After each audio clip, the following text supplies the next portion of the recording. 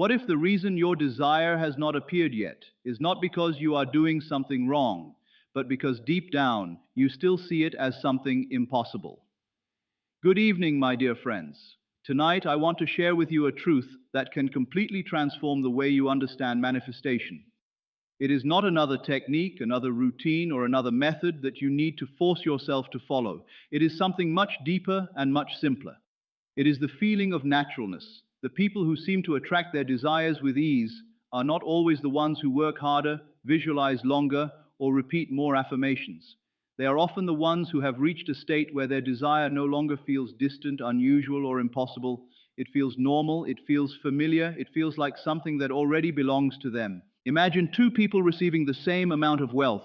The first person suddenly receives millions of dollars overnight. Their entire world changes in a single moment. Their hands shake, their emotions rise, and they struggle to accept what has happened.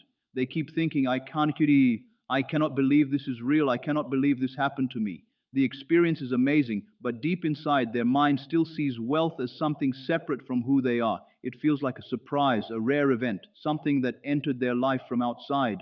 Now imagine another person who has lived with abundance for many years. When they see money, they do not react with shock or disbelief. They handle financial decisions calmly. Wealth does not create an emotional storm inside them because it has become a normal part of their identity. For them, abundance is not a miracle. It is simply the way life feels. One person is experiencing wealth while the other person has become someone who naturally lives in wealth. This is the difference that many people miss when they think about manifestation. Your reality is not only influenced by what you desire, it is influenced by what you accept as natural for yourself. When something becomes normal in your consciousness, you stop fighting for it, you stop chasing it, you stop feeling separate from it. But when something feels too big, too rare, or too unbelievable, you unknowingly continue placing it outside of yourself. You may say you want financial freedom, but if your daily thoughts are filled with fear, pressure, and the feeling that money is difficult to obtain, your inner identity is still connected to someone who does not have abundance. You may say you want love, but if you constantly wonder when someone will choose you or when your relationship will finally arrive, your imagination is still operating from the state of someone waiting. Neville Goddard taught that imagination is the beginning of creation, but imagination becomes powerful when you enter the state of the fulfilled desire. The question is not only whether you can imagine having what you want. The deeper question is whether you can make that reality feel ordinary. Can you imagine waking up and feeling that your dream life is simply your life? Can you imagine success, love, and abundance without the emotional feeling that they are distant miracles? Look at your own life and notice something important. There are certain qualities or experiences that you never question because they feel natural to you. Maybe you know you are intelligent, maybe you trust your creativity, maybe you know you are kind, capable, or resilient. You do not wake up every morning asking for proof that these qualities still exist. You do not constantly worry about losing them because they have become part of your identity. They are not something you are trying to obtain. They are something you already believe yourself to be. Now look at the areas where you experience struggle, the relationship you keep trying to fix, the financial situation that creates constant worry, the dream that feels like it is always just out of reach. In these areas, you will often discover the same pattern. You are trying to get something instead of becoming the person who naturally has it. You are trying to find confidence instead of living from confidence. You are trying to attract love instead of feeling worthy of love. You are trying to reach success instead of thinking from the identity of someone who already belongs there. The constant pressure, the endless searching, and the feeling that something must happen quickly often create the very distance you are trying to overcome. Your desire should not feel like a stranger standing outside your door. It should feel like something that naturally belongs in your world. Think about something simple like finding a parking space. Most people do not panic when they need one. They do not spend hours wondering whether they deserve it. They simply expect that a space will appear. There is no desperation. There is no emotional struggle. There is only a quiet assumption. And because there is no resistance, it feels effortless. Now imagine bringing that same peaceful certainty into the things that truly matter to you. Imagine feeling the same calm confidence about your relationships, your success, your finances, and your future. Not because you are forcing yourself to believe, but because you have accepted that this is the person you are becoming. The greatest transformation happens when your desire stops feeling like something that will happen someday and starts feeling like a natural part of who you are now.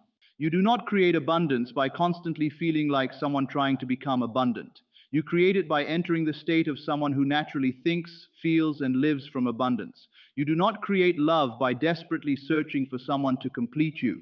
You create love by becoming someone who already carries love within. So, tonight, ask yourself a simple question. If my desire was already mine, how would I think? How would I feel? How would I move through the world? Do not focus only on the excitement of receiving it. Focus on the peace of already having it. Because true manifestation is not about chasing something outside of yourself. It is about becoming the version of yourself for whom that reality feels completely natural. What feels natural within you eventually becomes reflected around you.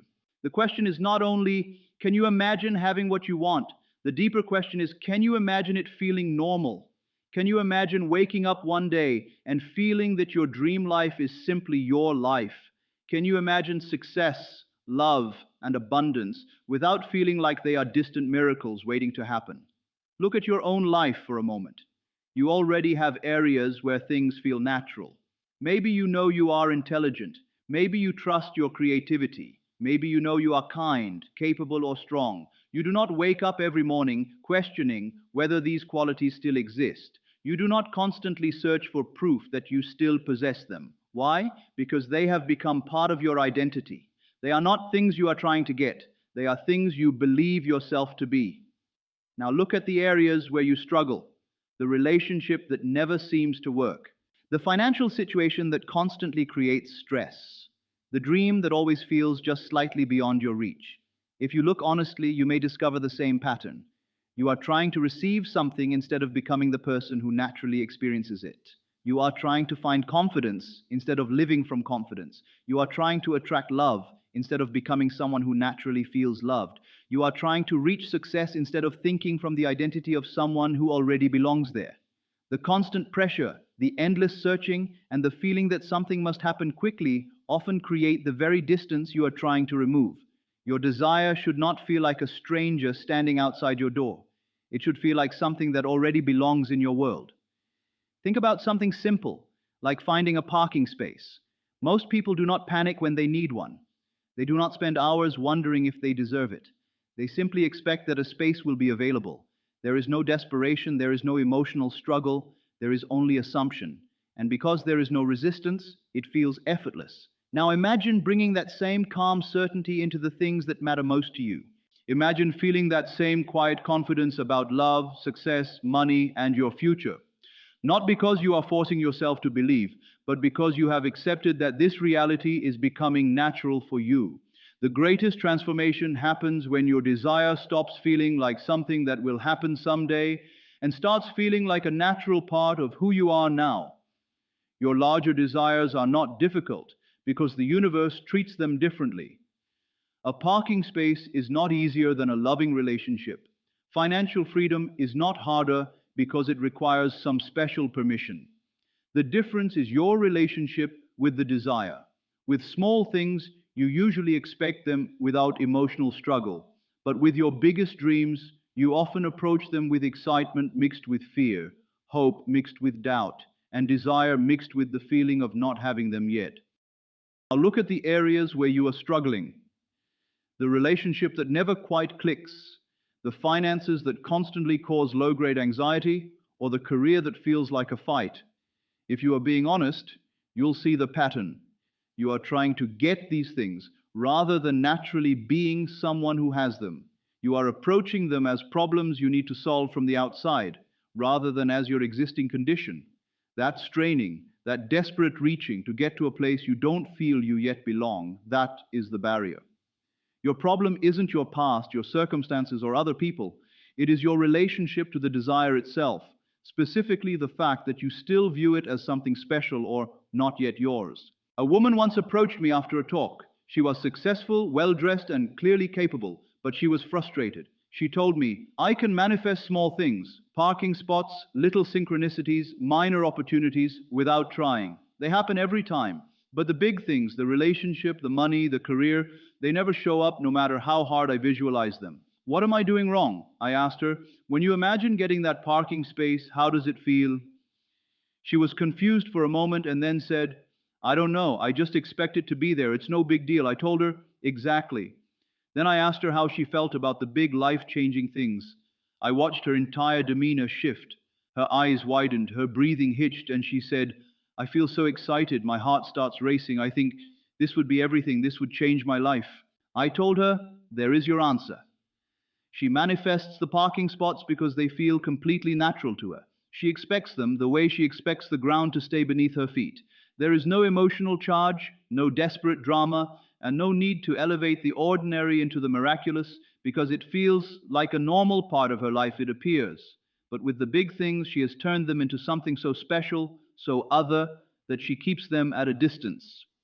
She is not being the person who has these things, she is being the person who is begging for them to arrive. To bridge the gap between a desperate wish and an obvious reality, you must learn to withdraw your energy from the hunt. When you visualize with teeth clenched or monitor your progress like a nervous investor, you are merely confirming to your nervous system that the object of your desire is missing. You are reinforcing the reality of its absence. The secret is to cultivate the feeling of ownership before the outer world catches up. Stop viewing your life through the lens of someone waiting for a breakthrough and begin to see it from the perspective of someone who already holds what they need. This isn't a game of pretense. It is a shift into unremarkable possession. Think of your current life. You don't feel a surge of adrenaline because your couch is sitting in your living room, nor do you perform a ritual to ensure your windows are still intact. These things are just there, stable, boring, and undeniably true. That is the exact frequency you need for your deepest desires. If you want a new career, stop imagining the dramatic big break or the celebratory phone call. That is just more lottery winner energy. Instead, immerse yourself in the quiet feeling of a random Tuesday afternoon where you have been doing that work for years. How does that routine feel? How does it feel to be someone who simply handles those responsibilities as a matter of course? It shouldn't feel like a conquest, it should feel like a Tuesday. This approach eliminates the resistance that comes from trying. When you remove the excitement and the miraculous nature of your desire, you stop pushing it away. The universe doesn't respond to your pleas or your effort. It responds to the state of consciousness you inhabit. If you dwell in the state of needing, you will receive more situations that require needing. If you dwell in the state of this is simply how things are, the external world has no choice but to reflect that normality back to you. The next time you feel that cycle of straining, stop, breathe, and ask yourself how you would feel if this desire were already a standard, everyday part of your existence. You won't find high octane excitement, you will find a calm, settled sense of relief and ownership. That calm is your compass. Do not look for the wow factor in your visualizations. Look for the of course factor. Stop trying to force things to happen and start allowing them to be true. When you can look at your desire and feel the same level of casual, boring certainty that you feel about the sun rising tomorrow, you have reached the state of naturalness. This is not a denial of your current physical circumstances. It is the recognition of a deeper, more permanent reality. Your consciousness is the creative ground from which your circumstances grow, and once you bring your awareness home to your desire, time itself changes. You stop checking for signs and stop suffering through the wait, because you no longer wonder if it will arrive. You live in the quiet knowing that it is. Make your desire as boring, as routine, and as unremarkable as your heartbeat, and you will find that it no longer has the option to remain absent. I remember a man who came to me wanting to grow his business. He found this incredibly difficult at first because his mind was addicted to the peak moment, the grand announcement, the applause, the adrenaline of a sudden success. He wanted the highlights. I told him to do the exact opposite. I told him to find the Tuesday afternoon version of his dream. I told him to find the most mundane, unremarkable moment of running a successful company, the routine emails, the quiet desk work, the standard meetings, and live there in his mind. He did this night after night, settling into the ordinariness of a life he had already inhabited. Gradually, the things that felt impossible began to feel possible, and what had felt like an extraordinary, faraway fantasy began to feel simply like his life. It stopped being a performance and started being a memory.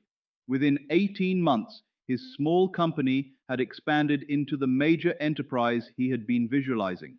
When he finally reached that level, he told me, "The strangest thing is that I can barely remember when this felt unusual. Now, it just feels like who I am." This is what I call the boring technique. It sounds unglamorous, but it is deeply powerful. If you want financial freedom, stop imagining a massive windfall that makes you want to jump for joy. Instead, imagine glancing at your bank balance on a Thursday morning with the same mild, untroubled interest you use to check the weather.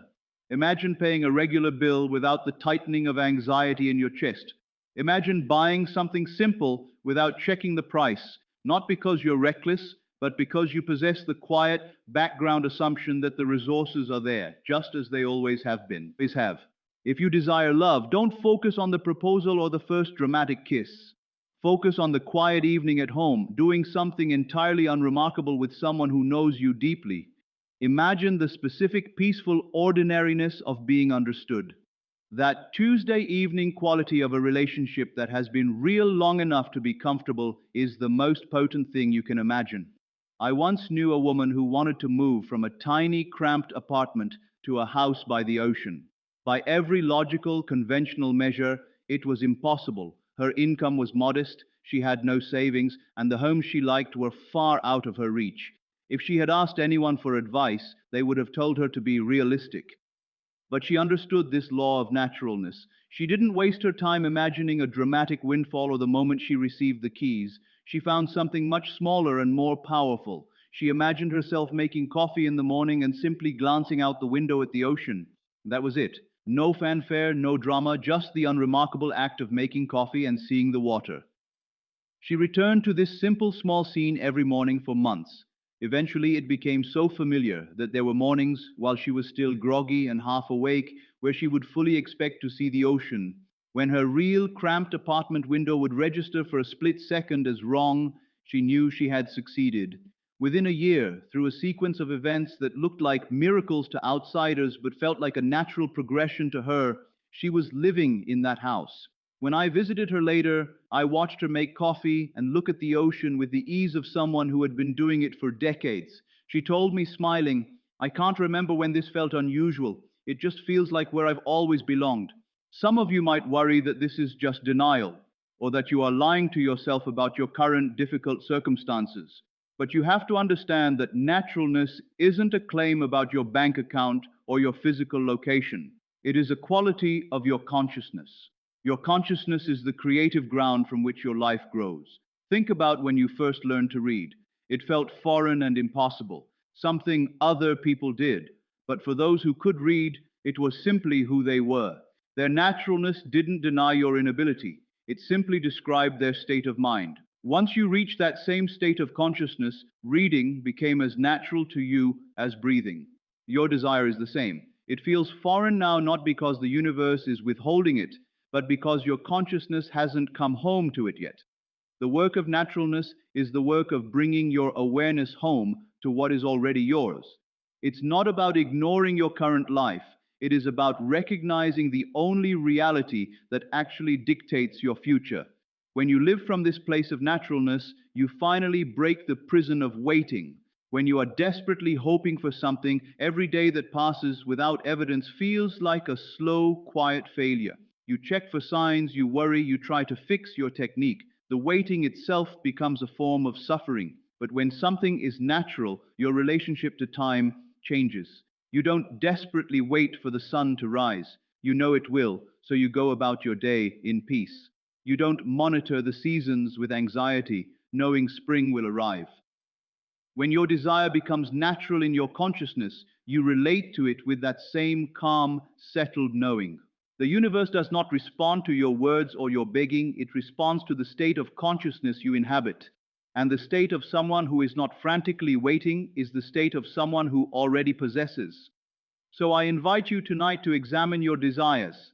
Take the ones that still feel electric with wanting, the ones that feel like an ache or a miracle. Those are the ones that need naturalness the most. Find the most ordinary, boring, and routine moment of that desire fulfilled. Make it so familiar that its absence would be the only thing that felt strange.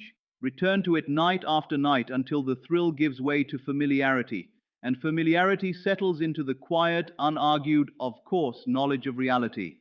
Dwell in that home and watch as what you once strained toward simply becomes the obvious truth of your life. Assume your greatness, not as a future possibility, but as your present, natural, and unremarkable condition. Remember that the goal of your practice is not to reach a state of high intensity performance, but to arrive at a state of total, quiet acceptance.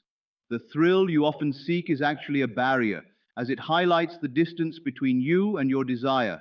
When you feel the need to be excited, you are essentially telling yourself that what you want is something foreign, something extraordinary that you haven't yet reached. True power lies in the mundane. By consistently returning to the most boring, routine, and unremarkable moments of your fulfilled desire, you signal to your own consciousness that this reality is not a future goal, but a present fact. You are shifting from a person who is trying to get to a person who is simply being. When your desire becomes as routine to your mind as the chair you sit on or the ground beneath your feet, it loses the ability to remain hidden. It must manifest not because you have pushed for it, but because your consciousness has finally come home to it. Stop searching for signs, stop the anxious monitoring of time, and stop treating your life as a series of miracles to be hunted. Instead, settle into the calm, unargued certainty of your own greatness. Let your desire become the natural, unremarkable, and inevitable truth of your life. Start living from the of course perspective today, and you will find that what you once reached for has been waiting for you all along. To grasp the essence of this teaching is to understand that you are not a beggar asking the universe for favors, but the very architect of your own perception. Most people live as though their desires are external objects floating out in the ether, waiting to be summoned by a specific magical incantation or a surge of emotional intensity, but the law is far more subtle and in many ways far more demanding. You are not waiting for a reality to arrive. You are waiting for your own consciousness to catch up to the reality that already exists within you. When you demand a sign or a miracle, you are merely confirming your own status as an outsider, someone looking through the glass at a life they do not yet own. The true secret lies in the domestication of your dreams. You must bring them from the realm of the wondrous and impossible into the realm of the familiar and mundane. If you want to change your life, you must stop treating your desires as special guests and start treating them as members of your household. A guest eventually leaves. A member of the household is simply there, part of the furniture, part of the daily routine, unworthy of shock or surprise. When you look at a goal and feel a shiver of excitement, you are actually identifying the gap between where you are and where you want to be. The moment you can look at that same goal and feel a bored, quiet sense of course, you have closed that gap. Consider your own life right now. There are things you possess that you once desperately wanted, or perhaps never thought possible, but which now seem entirely ordinary. You do not wake up every morning in a state of shock because you have running water, or because you possess the ability to speak your native language, or because you have a roof over your head. These things are real because they are integrated into your sense of self. They are the background noise of your existence. This is the exact state of consciousness you must cultivate for your future successes. You must make your desire so common, so routine, and so expected that its absence would feel more bizarre than its presence. This is why the boring technique is the most effective tool in your arsenal. It bypasses the analytical mind, the part of you that keeps score and looks for evidence, and speaks directly to your subconscious. Your subconscious does not understand grand speeches or dramatic pleas. It understands the internal atmosphere you occupy. If you spend your time in your imagination, feeling the relief of a problem solved, or the quiet confidence of a life well lived, your subconscious assumes this to be the current reality. It has no choice but to project that state outward. It does not care about your bank account or your job title. It cares about the felt sense of your being. Do not fear that this is a lie you are telling yourself. It is, in fact, the greatest truth you can embrace. Reality is not a fixed, immovable wall. It is a fluid, responsive medium that takes the shape of your consciousness. When you claim that something is natural, you are not denying the physical world. You are asserting your right to choose the reality you inhabit. You are declaring that your consciousness is the primary authority, not the temporary circumstances of your life. Like the student learning to read, you are simply in the process of expanding your reach. Once you land in that state of naturalness, the world will adjust itself to support your new identity. This shift will also liberate you from the tyranny of when. As long as you are waiting for a manifestation, you are trapped in a prison of time, checking your watch and measuring your progress. But when your desire is a natural part of who you are, the when becomes irrelevant. You do not watch the clock to see when your dinner will be cooked once you have put it in the oven. You have the calm assurance that the process is working. When you have successfully internalized your desire, you go about your life with the same grace and patience. You trust the process because you are no longer separate from the result. This is the ultimate surrender, not a surrender of your desires, but a surrender of the struggle. It is the realization that you are not making things happen. You are allowing them to happen through the law of your own being. It is the peace of knowing that you have already arrived. When you can maintain this internal posture, you become an irresistible magnet. The things you once chased with such exhausting effort will begin to seek you out, drawn by the undeniable gravity of your conviction. You no longer need to convince the universe. You simply need to inhabit the version of yourself that already possesses the treasure. So let go of the need for validation. Let go of the need for others to see your success before you do. Your consciousness is the only arena that matters. If you can sit in the silence of your own mind and feel the of course of your fulfillment, you have already won. You have already walked through the door. The physical world is merely the echo of that inner decision. Your job is not to build the house, but to move into the home you have already furnished in your imagination. Assume your greatness.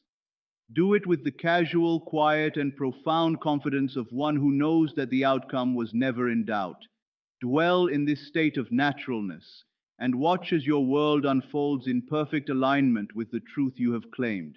This is the way of the master, simple, quiet, and utterly inevitable. If you are struggling with money, your current natural state might be one of checking prices and feeling a tightness in your chest. To shift this, do not imagine winning the lottery or receiving a massive check. That is too far from your current reality and creates excitement which keeps you at a distance. Instead, imagine a Thursday afternoon where you are paying your monthly bills. Visualize yourself opening the app or writing the check, but notice that you feel absolutely nothing. There is no anxiety, no hesitation, and no hope that the money is there. You simply pay the bill because you have the quiet, boring assumption that the money is there, just as it was last month and just as it will be next month.